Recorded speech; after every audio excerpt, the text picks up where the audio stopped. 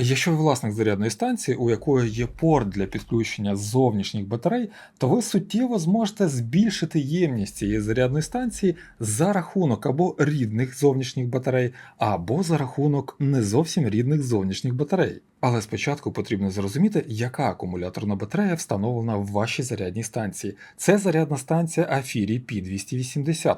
Тут стоїть літій залізофосфатний акумулятор номінальною напругою 51,2 вольта.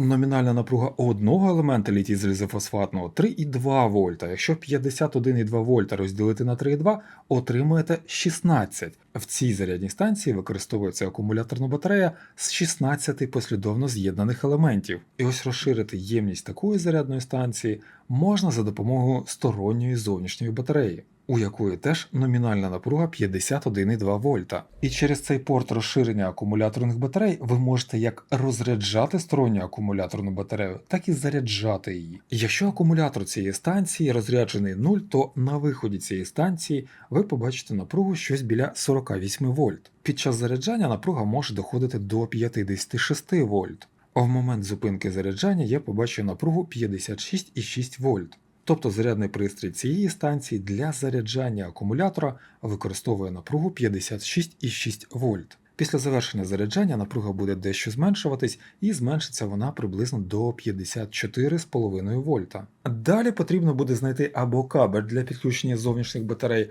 або хоча б роз'єм. На цій станції використовується такий самий роз'єм, як використовується в Блюєтті.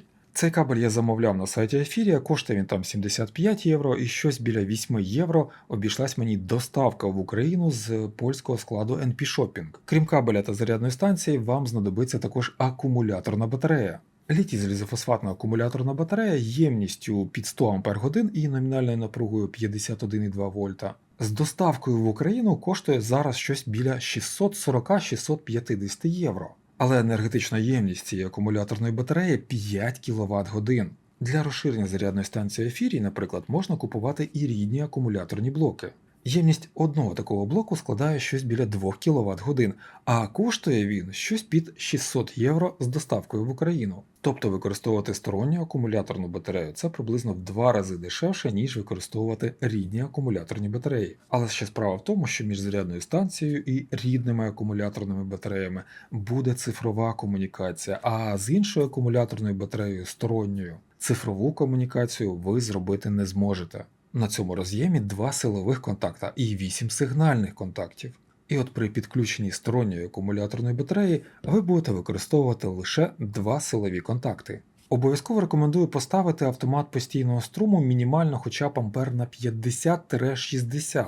І також перед першим підключенням сторонньої акумуляторної батареї бажано буде повністю зарядити зарядну станцію і повністю зарядити акумуляторну сторонню батарею. Тобто при такому підключенні будуть діяти правила паралельного підключення. І перше підключення бажано робити через резистор великої потужності, наприклад, хоча б 10-15 Вт, і номіналом хоча б 5 Ом. Можна скористатися звичайною лампою розжарювання. І це потрібно для того, щоб напруги на акумуляторах збалансувались. Ну що ж, а тепер до практичного заняття. Не хочеться його різати, бо він ой який красивий, але доведеться його розрізати. Пішов різати кабель.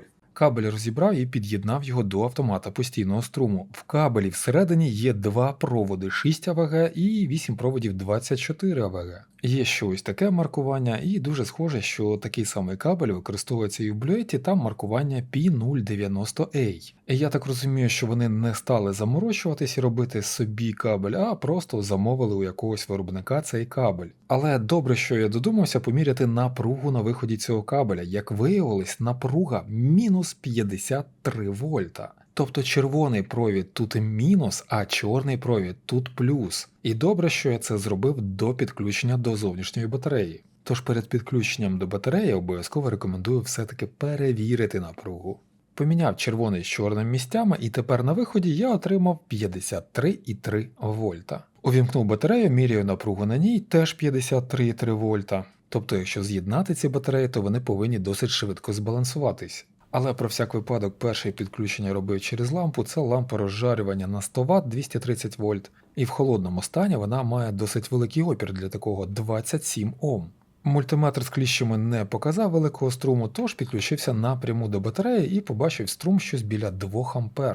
І для паралельного з'єднання це досить малий струм, тим паче він досить швидко зменшується. Тож в даному випадку можна було і не користуватись лампочкою. Батареї майже повністю збалансовані і тепер можна вмикати навантаження. У якості навантаження використаю масляний радіатор. Вмикаю першу потужність, це споживання в 600 Вт. Якщо 600 Вт розділити на напругу батареї, візьмемо 50 вольт, то отримаємо 12 А. Із зовнішньої акумуляторної батареї йде струм в 6 А. Збільшую споживання до 900 Вт, це приблизно біля 18 А на дві батареї, і бачу щось біля 9 А.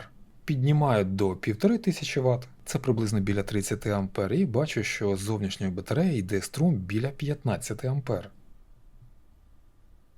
Це ще більший споживач, який споживає під 1900 Вт. І це приблизно струм 35-36 А. Внутрішня та зовнішня батарея відрізняються за ємністю. Внутрішня має 40 Ах, зовнішня 100 Ах. І при паралельному з'єднанні таких батарей одна з батарей буде завжди підкачувати іншу батарею. Зараз вимикаю навантаження і бачу на мультиметрі струм щось біля 5 А. Цей струм буде зменшуватись. І зараз велика батарея підзаряджає маленьку батарею.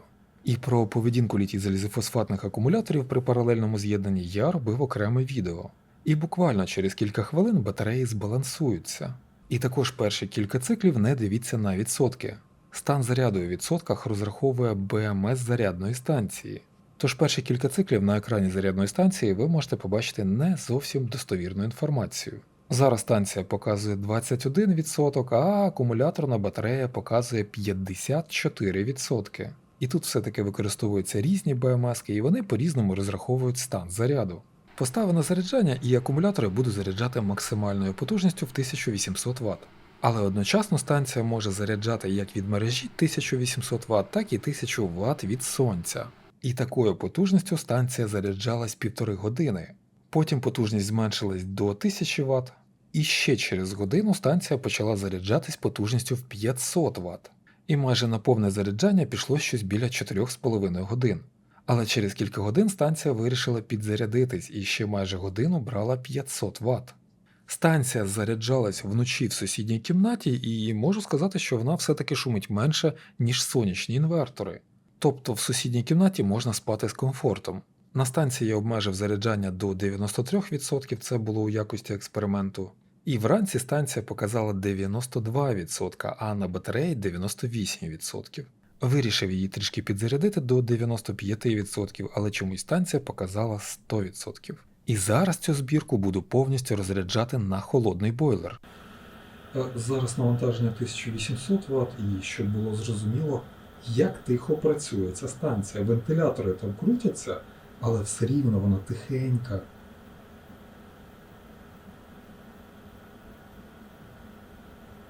І в результаті розряджання я отримав 6900 Вт годин. І це при тому, що ємність зовнішньої акумуляторної батареї 5120 Вт годин, а внутрішньої 2048. Тобто сумарна ємність акумуляторних батарей 7168 Вт годин. І при такому використанні, якщо ви захочете вимкнути портативну зарядну станцію, то спочатку потрібно від неї від'єднати акумулятор. Тобто спочатку вимикаєте автомат, а потім вимикаєте саму станцію. Якщо ви не від'єднаєте акумуляторну батарею і спробуєте вимкнути зарядну станцію, то зарядна станція вимкнеться, але через кілька секунд знову увімкнеться. І на цей раз на екрані вона покаже помилку 180%.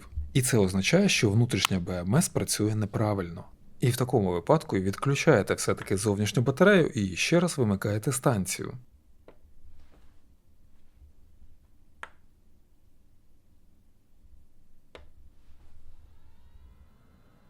В описі під відео ви знайдете посилання і на станцію, і на цей кабель. Вам потрібна лише половинка цього кабеля. І напряму в Україну ви його замовити не зможете, тож замовляйте через польський NP-Shopping.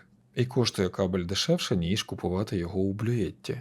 Підписники запитали, чи можна те саме зробити, наприклад, з Allpowers R2500. Це можна зробити, але потрібно враховувати, що тут використовується акумуляторна батарея 15S, тобто на 15 секцій, а не на 16. І для такої станції потрібно шукати акумулятори, у яких номінальна напруга 48 вольт. А для моєї станції і для всіх станцій, у якої 16 секцій, потрібна номінальна напруга 51,2 вольта. Але, на жаль, Енкон це надто відоме джерело серед українців, і зараз всі подібні акумуляторні батареї розкуплені. Зараз середина лютого, а, наприклад, Дайнес почне приїжджати аж 31 березня. Я дам також посилання на це моє повідомлення. Це акумуляторні батареї, які ви можете придбати вже сьогодні. Доставка з Польщі, її вартість такої акумуляторної батареї з доставкою в Україну 640 євро. Теж 51,2 вольта і теж 100 ампер годин. Обов'язково прочитайте інструкцію і скористайтесь промокодом. І також сьогодні отримую інформацію, що в Україні є сервісний центр в Дніпрі, який ремонтує Аферій по гарантії. І сервісний центр цей називається Дінек. І до такої зарядної станції можна додати не одну акумуляторну батарею, а, наприклад, 2 чи 3. Але ось тут ви вже самі думаєте, скільки вам акумуляторних батарей потрібно. Чекаю від вас на коментарі, і на цьому поки що все.